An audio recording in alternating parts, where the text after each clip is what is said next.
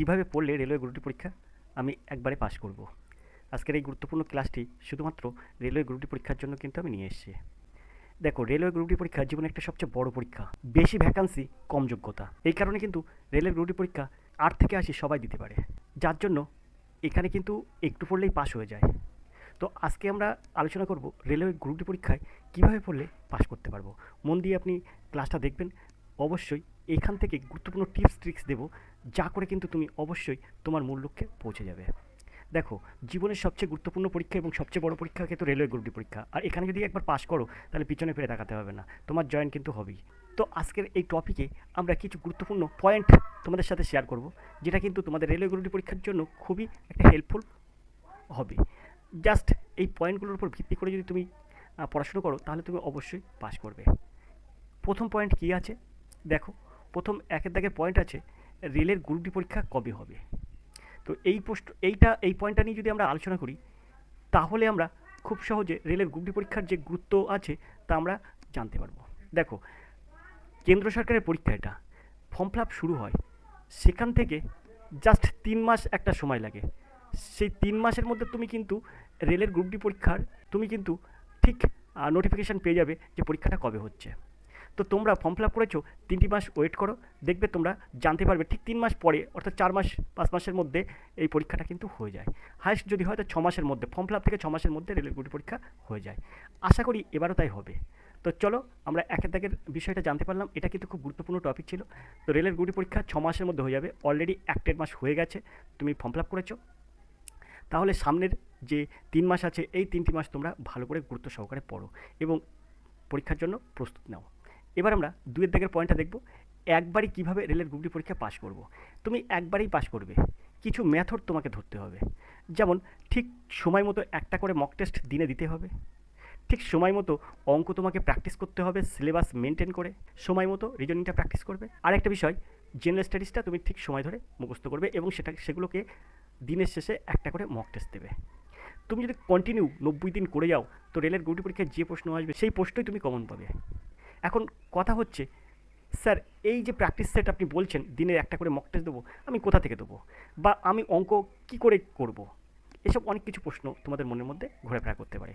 তাই তুমি ফোন করো 85-3-9-82-506, এই নাম্বারে ফোন করো, মক টেস্টের জন্য তোমাকে তৈরি করে দেওয়া হবে। 2-এর দিকের পয়েন্ট আমরা শেষ করলাম, এবার আমরা 3-এর পয়েন্টে চলে যাব। 3-এর পয়েন্টে দেখো কি বলছে। 3-এর যে পয়েন্ট দেখো, রেলের গ্রুপ ডি পরীক্ষার জন্য কি কি পড়বো। হ্যাঁ, রেলের গ্রুপ ডি পরীক্ষার জন্য তুমি কি কি পড়বে, এটা গুরুত্বপূর্ণ প্রশ্ন। তো রেলের গ্রুপ ডি পরীক্ষার জন্য তোমার বাছাই করা জেনারেল স্টাডিজ পড়তে হবে।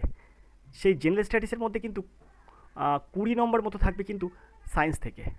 তাহলে জেনারেল স্টাডিজে একটা আলাদা পার্ট নিতে হবে এবং সায়েন্সের একটা আলাদা পার্ট নিতে হবে। তো সব মিলিয়ে কিন্তু এখানে 40 নম্বর মতো কিন্তু থাকবে তোমার জেনারেল স্টাডিজ, 20 নম্বর কিন্তু সায়েন্স থেকে আসে। তাহলে জেনারেল স্টাডিজ পার্ট শেষ হয়ে গেল। 30 নম্বর মতো থাকে রিজনিং। এই রিজনিং কিন্তু তুমি পাবে, কোথা থেকে তা কিন্তু বলা খুব মুশকিল, কিন্তু তুমি যদি প্র্যাকটিস করো বিভিন্ন রকম প্র্যাকটিস সেট থেকে, তাহলে কিন্তু তুমি রিজনিং কমন পেয়ে যাবে। তাই রিজনিংয়ের জন্য তোমাকে যদি কোনো প্রবলেম হয়, তাহলে তুমি ওই একই নম্বরে ফোন করো, 85-3-9-82-506, এই নম্বরে তুমি যদি ফোন করো, তাহলে রিজনিংয়ের প্র্যাকটিস সেটটা তুমি পেয়ে যাবে। আর আর 25 নম্বর থাকবে অঙ্কে। এই অঙ্ক তোমার সিলেবাস মেনটেন করে কিন্তু অঙ্কগুলো প্র্যাকটিস করতে হবে। তাহলে বুঝলে রেলের গ্রুপ ডি পরীক্ষার জন্য কী কী পড়বো। অঙ্ক 25 নম্বর থাকবে, 30 নম্বর রিজনিং থাকবে, 45 নম্বর জেনারেল স্টাডিজ থাকবে। এবারে দেখো 20 নম্বর থাকবে সায়েন্স থেকে। এটা কিন্তু জেনারেল স্টাডিজের মধ্যে 20 নম্বর থাকবে কিন্তু সায়েন্স থেকে। অর্থাৎ সায়েন্সটা তোমাকে ভালো করে বুঝতে হবে, তো সায়েন্সের কী কী বিষয়, কোন কোন টপিকের উপর প্রশ্ন পড়ে, প্রায় কিন্তু গ্যাসের ধর্ম থেকে পড়ে, তারপর তোমার কার্যক্ষমতা শক্তি লিভারের চ্যাপ্টার থেকে পড়ে, তোমার কিন্তু ইয়ের থেকে পড়ে, তড়িৎ শক্তি থেকে পড়ে, তারপরে তোমার পর্যায় সারণী থেকে পড়ে, তারপরে তোমার রসায়ন থেকে পড়ে। তো এগুলো কিন্তু তোমাকে কিন্তু মেনটেন করে পড়তে হবে এবং সঠিকভাবে পড়তে হবে। তো এই সবগুলো তুমি যদি আরও বিষয় জানতে চাও, তাহলে ওই নম্বরে তুমি ফোন করো, স্ক্রিনে দেওয়া নাম্বার, স্ক্রিনে যে নাম্বার দেওয়া আছে। 4-এর দিকের পয়েন্ট আছে, কত সময় পড়লে আমি রেলের গ্রুপ ডি পরীক্ষায় একবারই উত্তীর্ণ হব। তো দেখো ভাই, শেখার কোনো বয়স নেই, পড়াশোনারও কোনো বয়স নেই। অতএব তুমি 24 ঘন্টার মধ্যে তুমি যে কিছু সময় যে কাজ করবে এবং যে কিছু সময় তোমার ঘুম পড়বে, সেই সময়টুকু বাদ দিয়ে বাকি সময়টুকু সব সময় পড়ো। দেখবে তুমিও রেলের গ্রুপ ডি পরীক্ষার মতন পরীক্ষায় তুমি এক চান্সে পাস করবে। এবারে 5-এর দাগের প্রশ্ন দেখো। 5-এর দাগের পয়েন্ট আমরা কী আছে দেখব। 5-এর দাগের যে পয়েন্টটা দেখতে পাচ্ছ, অঙ্ক এবং রিজনিং কীভাবে প্র্যাকটিস করলে গ্রুপ ডি পরীক্ষায় অঙ্কে ভালো নাম্বার আসবে এবং রিজনিংয়েও ভালো নাম্বার আসবে, কীভাবে প্র্যাকটিস করলে। রিজনিং এবং অঙ্ক আমি তোমাদের শুরুতেই বলে দিয়েছি যে তোমরা দিনের যে কোনো একটা সময় টাইম মেনটেন করে রিজনিং এবং অঙ্ক প্র্যাকটিস করবে। অঙ্ক দেখো, তুমি যে সময়টা পড়বে অঙ্ক কম করেও 5-6 ঘন্টা তোমাকে প্র্যাকটিস করতে হবে। 5-6 ঘন্টা অঙ্ক প্র্যাকটিস করতে হবে, 2-4 ঘন্টা মতো তোমার রিজনিং প্র্যাকটিস করতে হবে, 2 ঘন্টা মতো জেনারেল স্টাডিজ প্র্যাকটিস করতে হবে। এই 12-13 ঘন্টা তোমাকে এইসব নিয়েই ভাবতে হবে, তাহলে কিন্তু তুমি একটা ঠিক জায়গায় পৌঁছাবা। এখন রিজনিং কীভাবে প্র্যাকটিস করলে গ্রুপ ডি পরীক্ষায় অঙ্কে মানে রিজনিং এবং অঙ্ক কীভাবে তুমি প্র্যাকটিস করলে গ্রুপ ডি পরীক্ষায় ভালো নাম্বার পাবে, তার একমাত্র ওষুধ হচ্ছে তোমাকে একদম টাইম ধরে মক টেস্ট দেওয়া। তাহলে কিন্তু তুমি অনেকটা এগিয়ে যাবে। এবারে আমরা 6 নম্বরের যে পয়েন্ট আছে সেই পয়েন্টটা দেখব। মক টেস্ট দিনে কয়টি দিতে হবে? মক টেস্ট দিনে একটা দিলেই যথেষ্ট, সেটা কিন্তু 100 মার্কের মক টেস্ট দিতে হবে। এখন তুমি বলতে পারো ওই মক টেস্টগুলো কোথায় পাবো? ভিডিও স্ক্রিনে দেওয়া নাম্বারটি তুমি ফোন করো, 85-39-82-506, এই নাম্বারে তুমি ফোন করো, মক টেস্ট তুমি প্রশ্ন পেয়ে যাবে। 7-এর পয়েন্ট কী আছে? কোন লেখকের বই পড়লে একবারেই উত্তীর্ণ হব? কোন লেখকের বই পড়লে একবারেই উত্তীর্ণ হব?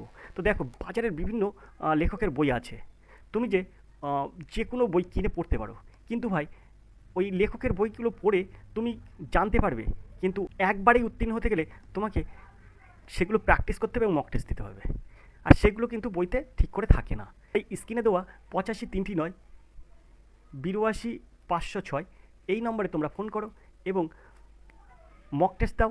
তাহলে কিন্তু ওই লেখকের বই পড়ার সাথে সাথে তুমি মক টেস্টের সঙ্গে সম্পর্ক রাখলে তুমি কিন্তু উত্তীর্ণ হবে। কিন্তু শুধু কোনো লেখকের বই পড়ে কিন্তু তুমি সব কিছু উদ্ধার করতে পারবে না, এটা কিন্তু তোমাকে বলে রাখলাম। এবারে 8-এর দাগের পয়েন্টটা আমরা দেখব। 8-এর দাগের পয়েন্ট কী আছে, যে বলছে রেলের গ্রুপ ডি পরীক্ষা কবে হবে। এটা তো আমি প্রথমেই বলে দিলাম, রেলের গ্রুপ ডি পরীক্ষা কবে হবে। মোটামুটি তুমি একটা মনে করো ফর্ম ফিল আপ থেকে 6 মাস তার মধ্যে হবে। 3 মাস পরে তুমি একটা মোটামুটি জানতে পারবে যে পরীক্ষাটা কবে হবে, তুমি জানতে পারবে। এবারে 9 দিকের পয়েন্ট দেখো, কোন বয়স পর্যন্ত রেলের গ্রুপ ডি পরীক্ষা দেওয়া যাবে। যখন বিজ্ঞাপন দিয়েছিল তোমরা তো জানো এটা কোন বয়স পর্যন্ত রেলের গ্রুপ ডি পরীক্ষা দেওয়া যাবে। তো এসসিদের জন্য ছাড় থাকে, ওবিসিদের জন্য এসসি এসটিদের জন্য ছাড় থাকে, ওবিসিদের জন্য একটু কম ছাড় থাকে। তোমরা আশা করি ফর্ম ফিল আপ করেছো, বুঝতে পেরেছো। এখন 10-এর দাগের যেটা আছে, রেলের গ্রুপ ডি পরীক্ষার সম্ভাব্য কাট অফ কত যেতে পারে। এবারে দেখো, এই সম্ভাব্য কাট অফ কত যেতে পারে এটা কিন্তু খুবই গুরুত্বপূর্ণ।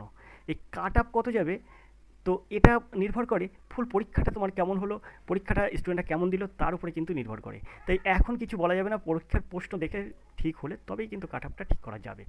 তো তোমরা এই 10টা পয়েন্টের উপর ভিত্তি করে ক্লাসটা আজকে তৈরি করলাম। ক্লাসটা কেমন লাগলো অবশ্যই তোমরা জানিও, আর বেশি বেশি করে পড়াশুনো করো।